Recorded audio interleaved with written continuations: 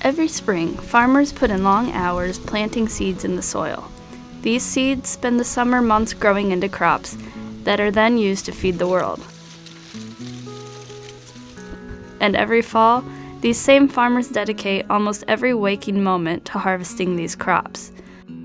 Growing up on a farm in central Nebraska, I have a deep appreciation for what my family and other families like us do during harvest season. But when I got to college, I realized that not everyone is familiar with this way of life. So I talked with some real farmers and decided to show you the story of harvest.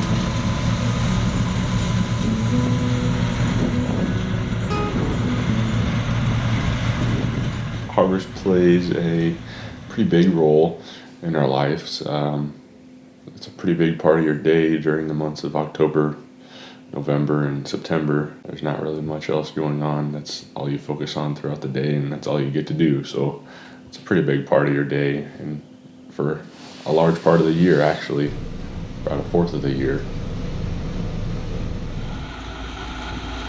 Preparations for harvest start a few weeks before the crops are ready. The intricate machines used need to be checked over to ensure that harvest can get off to a smooth start. Well, usually get the combine ready. We start working on that probably late August, beginning of September.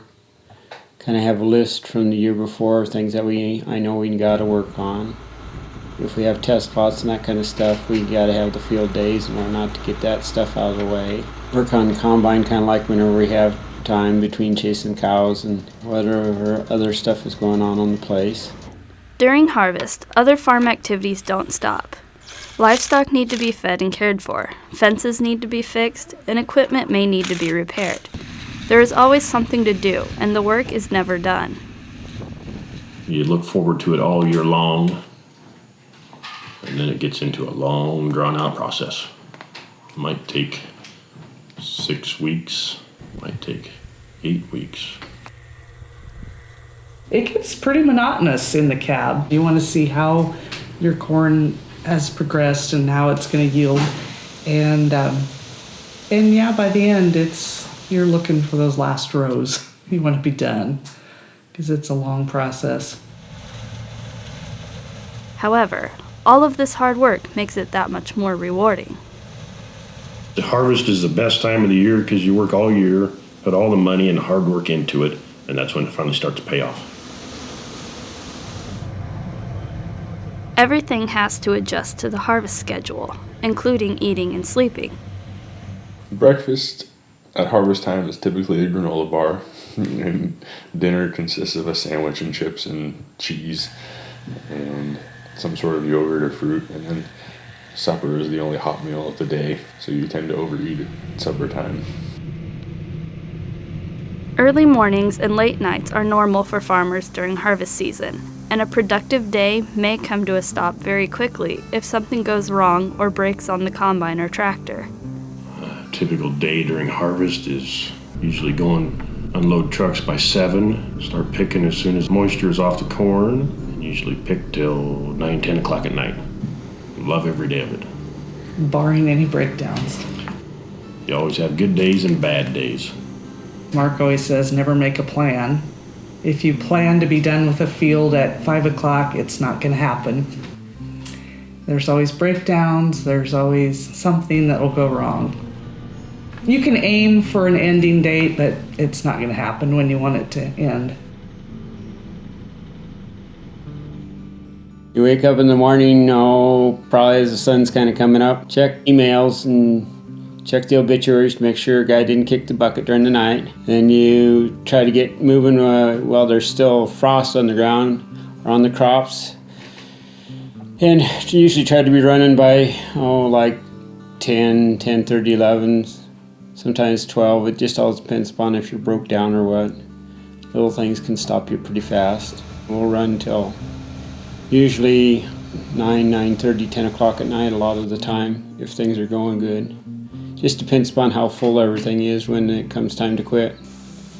Got everything empty and got trucks all lined up and everything and all full, well then we'll quit early. And if we don't have and we've got everything set and empty, we'll keep going until we get everything full.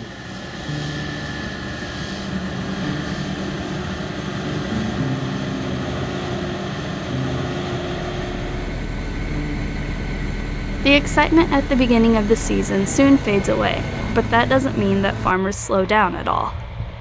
We start usually in mid-September and, get done mid-November. And that's a lot of ham sandwiches. We're sick of sandwiches by then. Harvest time tests the farmer's mental endurance as well. Long hours are spent driving back and forth across the fields. Some people actually find it relaxing, while others come up with ways to entertain themselves in the cab. The combine thought process consists of what songs are going to be replayed 10 times an hour on the radio station. It's pretty boring in the combine unless you have a rider, then it livens up your day a bit. The driver must be paying attention all the time in case there are any problems. Mainly what you sit there and do is you sit there and listen for the combine to break down. Next time you hear the squeal or the squawk or a rattle or something like that, that you really listen for, because that means you're going to be fixing something probably. Farmers sacrifice a lot so we all have food on our plates. Their job isn't a regular 9-to-5 job, and if their crops don't yield well, they may end up in a tight position financially. Harvest is basically payday for farmers, so a lot is riding on these few months. By night's end, we're pretty crabby because we're pretty hungry. And at harvest, you sacrifice a lot. You don't make it to church on Sunday. You miss people's weddings. You miss activities that you want to go to, but got to get it done. I think when it's ready, you just know you do it. So at harvest, this is what we know. I mean, it's not something unusual to us. That's just how we were raised. In my family, farming is a tradition that has been passed down for over 125 years. I am a fifth-generation farmer, and my family's history of hard work and sacrifices has shaped me into the person I am today. Farming isn't for everyone, but it's a way of life that so many of us know about and love.